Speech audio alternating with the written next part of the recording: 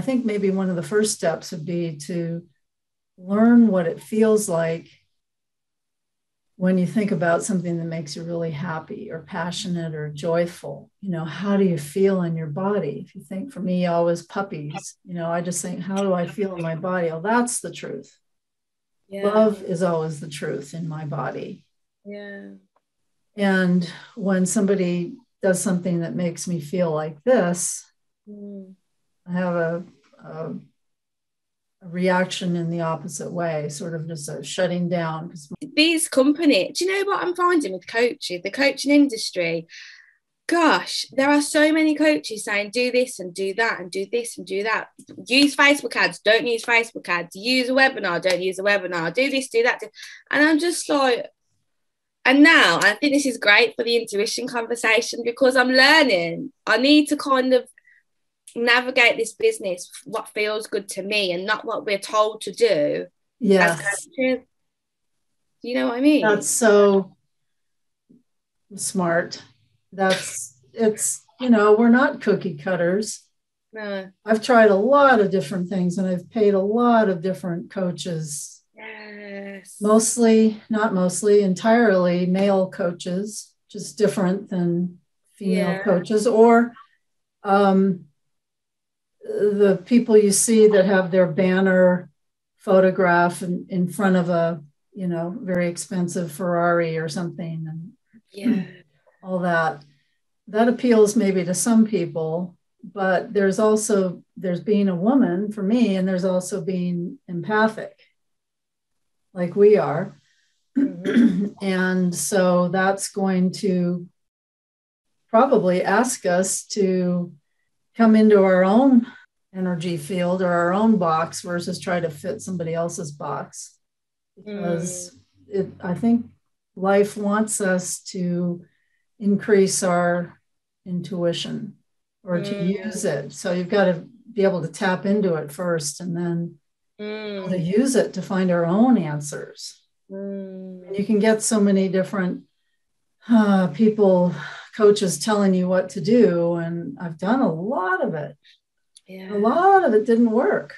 I had to kind of come into my own thinking, and it's always been establishing a relationship with people. Cool. And speaking from your heart, and then people will resonate with you versus someone else. So tell me what you're thinking about intuition as far as specifically with business. Shall we start with that?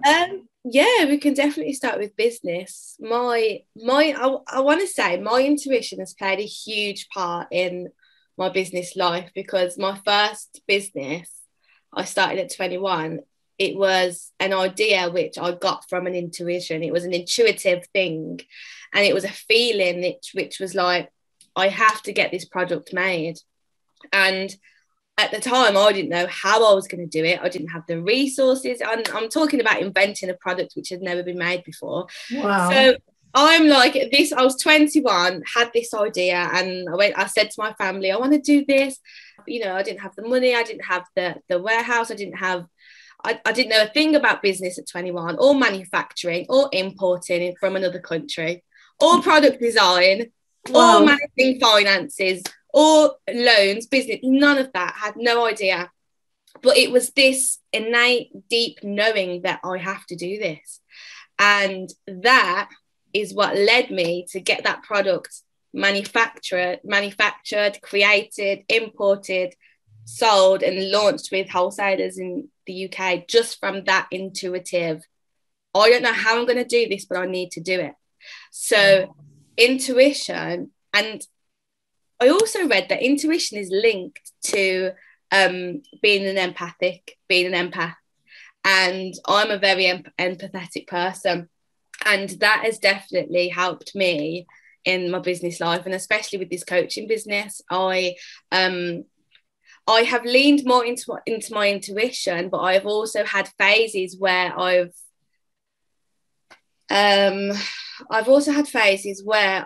have, how can I put this, tried to do what I think I should do.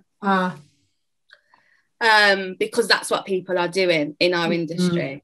And it's only in the last, I'd say, year or so where I've really started to focus on what feels right for me. And this came from a conversation I had with my mum about a year ago. And I said to her, you know, I don't want to force, I don't want to try and control, I want to flow. I want to run my business from flow, from ease, from intuition, from that feminine aspect side of me, and not the hustle, control side of me. And so that was what felt right for me. My intuition was saying, just let go and just relax into the feminine. And so, yeah, that's what I've been doing. So to answer your question, intuition for me has been a huge part of me, and plays a huge part in my decisions in life. And yeah, what does it feel like? I'm guessing, tell me if it's true for you, that people who have some sensitiveness, empathy, never really lost it.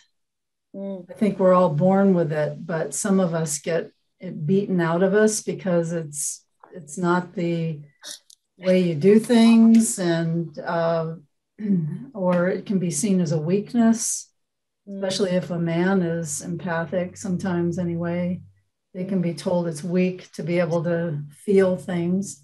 We all have visions, and we are all creators predominantly. We are all creators, and we all have visions within us that come from an intuitive place.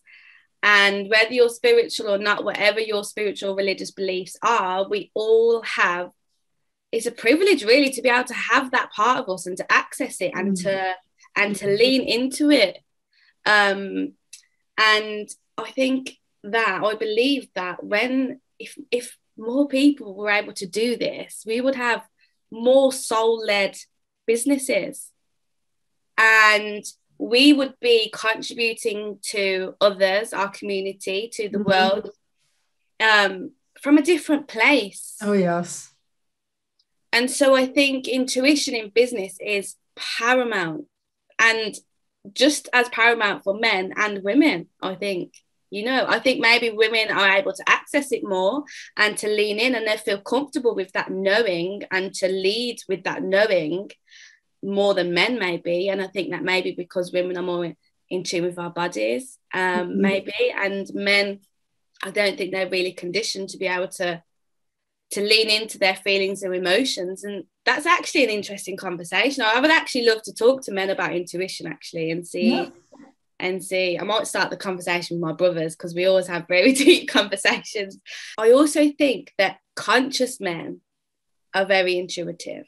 Men who are very conscious and spiritually evolved are very intuitive. And I think and it doesn't have anything to do with gender. No. It's just being told at a young age that you have to be tough and you can't feel. That slows it down, you know, until you decide that's not for you. Yeah, exactly. So I think it's I really believe that intuition is a powerful knowing.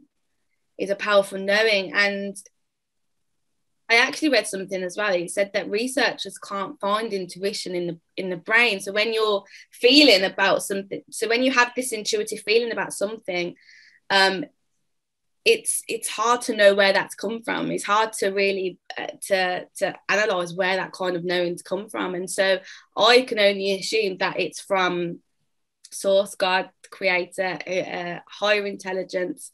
And so that for me, because I'm very spiritual is enough for me to be like, okay, if I feel this way, if I have this knowing, I need to trust it, because I trust that this feeling is, I was supposed to have it, you know. So I trust that if I was given a vision, or I was put in a situation where I had to deal with something a certain way, and my intuition was helping me with that, I trust that, you know. I really do trust my intuition now. And yeah, I think it's very, very important that we tap into that. And but I think that also comes with being a conscious person, and also becoming aware of how you feel, you know, and getting in tune with your body and what's going on emotionally for you. Would you recommend meditation or some form of just being quiet? I would recommend meditation, definitely, for that. To tune out the outer world and what other people are telling us, because you can talk to 10,000 people and get 10,000, this is the way you should do it. Oh, yeah. But if it doesn't feel right in my body, I'm going to go with what feels right in my body. I'm going to have to go inside. I have to get quiet. Yeah, that's it. And I think release the distractions. That's it. Yeah, getting quiet of the noise that surrounds us up here, and just come into our body and center ourselves and really be, okay, how do I feel right now? And what is this knowing? Where is it taking me? And how do I feel about that? Where do you feel it in your body when you know it's the right thing? I feel it in my gut, in my stomach. Like, I feel it there. And I also feel it's like a sense of pulling towards it. I also feel like how can I explain? How can you articulate this, Judy? Well, I'm curious what you think. Or what comes to you. I mean, some things are ineffable. There aren't words. Yeah. And maybe that's part of it. I think so. When your conscious mind can't label it. You know, I'm writing a book for kids now, and that just came boom out of the blue. That it was a vision. It was using my third eye vision. It just came to me. And then I thought, well, I've never written a book before. And then some higher part of me said, so, you know, this is what you're meant to do. So off I go. I can write. I don't know if I can write well enough, but I'll have an editor tell me that. And I think it's a result of all the practice of starting to, you know, first being formed as a kid by your outer world and your parents and your teachers and whoever, and all their opinions. And in school, you get taught to spew back the right answer that you've been taught. Who knows if it's really the right answer? It's just what you have to repeat to get a grade and pass and move on. So we get taught along the way to, you know, fit in other people's forms. And so I'm just really grateful. I never really lost that part of me that could look at a tree and see the cosmos, you know. And now with all the last world events that we've been having, it's all about fitting into the mold to be okay or to be safe. And I'm grateful for all the years of meditation and learn. I think maybe one of the first steps would be to learn what it feels like when you think about something that makes you really happy or passionate or joyful. You know, how do you feel in your body? If you think, for me, always puppies, you know, I just think, how do I feel in my body? Oh, that's the truth. Yeah. Love is always the truth in my body. Yeah. And when somebody does something that makes me feel like this, I have a reaction in the opposite way, sort of just a shutting down, because my old pattern was always to clam up, get quiet, rather than, oh yeah, well, screw you. That was never my MO. It was always just clam up, which would take me inside. So I think getting that first step might be to get a sense of what feels right in your body and what doesn't feel right. So you have like a indicator you can trust and build on. That's it. What feels good to you, what feels right, and lean into that.